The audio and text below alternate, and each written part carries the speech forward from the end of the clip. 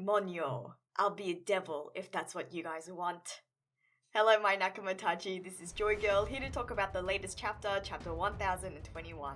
It's been a long time in the making, 18 years in fact, but we finally witnessed a dedicated Robin fight, which in my opinion is one of the most visually impressive showing out of all the fights at Onigashima, and in my opinion, the best Straw Hat vs Tobiroppo fight so far.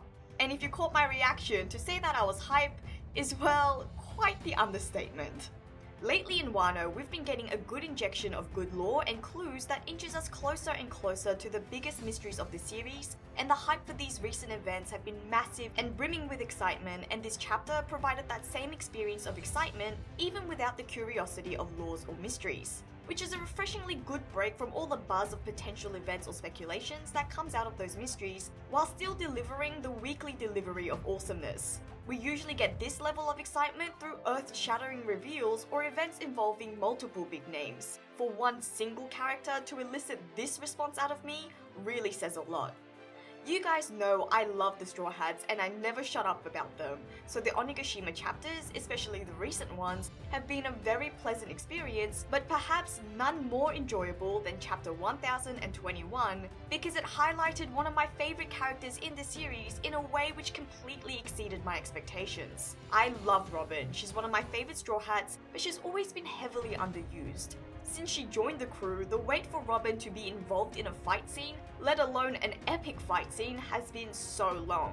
Whilst the monster trio receives the most fights out of the crew, with some other members getting their occasional moments, the full extent of Robin's fighting ability has always been a curiosity. Since the time skip, Robin fights have usually consisted of her being involved in a team fight with the crew when they are handling fodders, but she hasn't been pushed to the extent where she found it necessary to use whatever she learned during her training. Enter Black Maria, and I loved everything about the way that this fight was orchestrated and portrayed. This chapter really showcased the beauty of this matchup, with both combatants able to match the size and the limbs of the other. And before we delve straight into the Robin fangirling, because I might be there for a while, we should also appreciate Black Maria for some time too. Being the first character who angered Robin enough to reveal her demonic side, even without her Wanyudo, the Tobiroppo proved to be a formidable opponent with plenty of sticky tricks up her sleeve.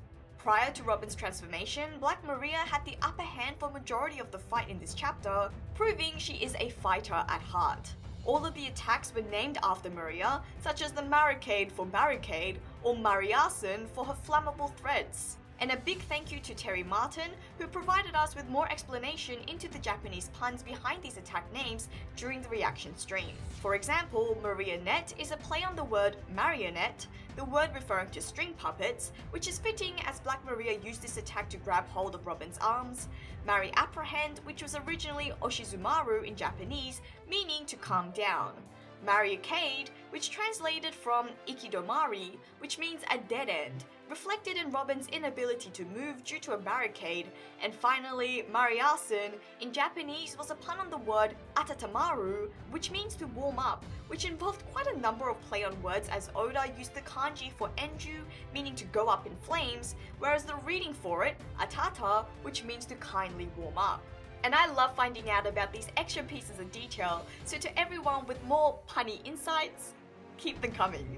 Also, is it just me, or do the eyes on Black Maria's spidery lower half look like half moons? But that's enough appreciation for the Tobiroppo, because now it's time to hail our best girl, and let's get straight into the juicy bit. Robin bloomed. Robin revealing her demon form was a thrill that I was not ready for, but was extremely grateful. We've known of her ability to create wings, which in the past, when added to her beauty, made Robin seem more angelic, but in this chapter, Robin showcased and fully embraced her devilish nature. And I love the way that Oda played around with the tone and colouring in this chapter to portray this so effectively. In the first half of the chapter, Robin was portrayed in a brighter tone, contrasted to the dark shading and theme of Black Maria. But after transforming into a demon form, this colouring was quickly inversed with the demon Robin while still possessing beauty, one that was so raw and visceral.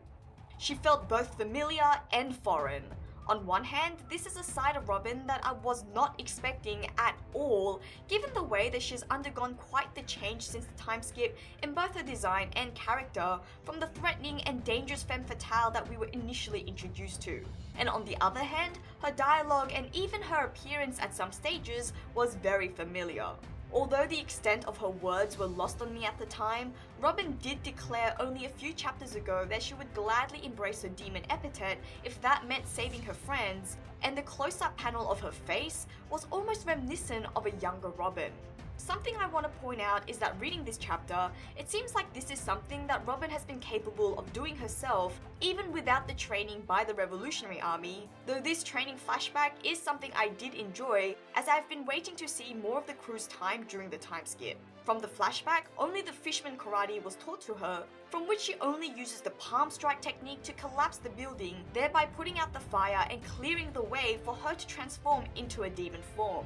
Haki even acknowledges that Robin's joint locks are powerful enough, which we witness for ourselves in the epic Grand Jacuzzi clutch.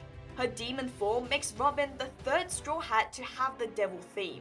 Sanji with the Diable Jamba, Zoro and his Ashura, and now Robin. The D initial could also stand for devil, so potentially 4 Straw Hats, but out of all of this, Robin's is the clearest visual representation of a demon, complete with horns, fangs, wings, and the dark aura.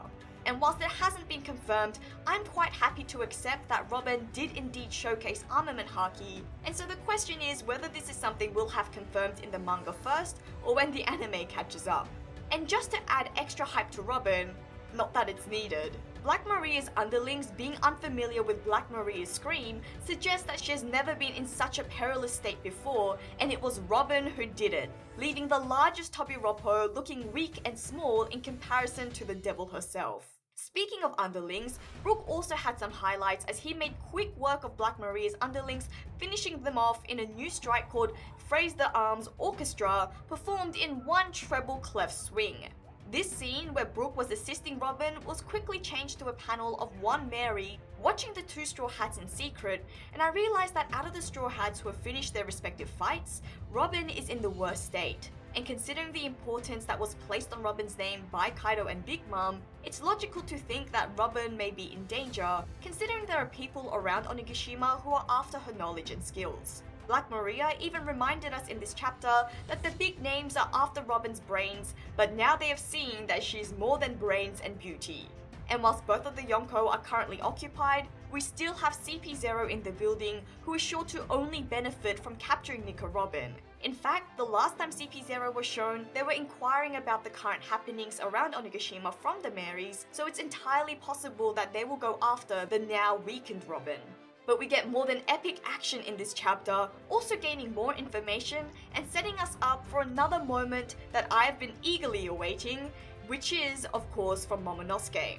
I personally don't love the idea of Momo being matured, though it has been a theory that's been around for a while, but one that I wasn't ever really sold on. Nonetheless, I am very excited at seeing what Momo could look like and the potential exciting moments we'll see from him turning into an adult. Momo being a capable bigger dragon could be just what the Alliance needs to level the playing field against Kaido. What I'm most impressed and pleasantly surprised about is Momo's resolve, because I was expecting him to struggle with his fear of heights and facing Kaido, but here we see this boy, and though Shinobu warns his soul and mind will remain that of a young 8-year-old, in this moment he showcases the resolve of a man, fully devoted to the protection of his country. And as we said last chapter, Luffy is on the way to a full recovery thanks to Caribou's ability, though I was expecting to see meat pies. I have to say, I appreciated the unofficial translation of Luffy's gibberish, which at least hinted at what he was saying, as opposed to the official release by Viz. Caribou reminds us of his ability, and it's possible he might play a role in battle or have more importance in the arc. We still have that big Onigashima floating problem, and now we could potentially have 2 characters who can stop this.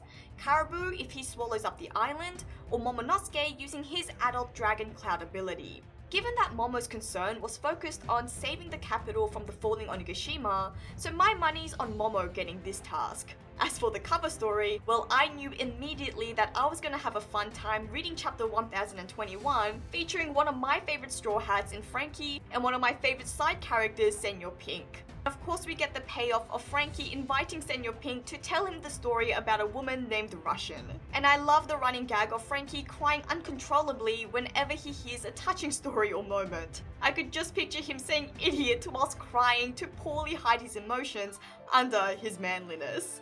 And seeing as we've been doing budget cosplays for the recent chapter reviews, I thought this was an apt time to show you my original cosplay, which sparked it all. This is JoyGirl, and I'll see you again soon.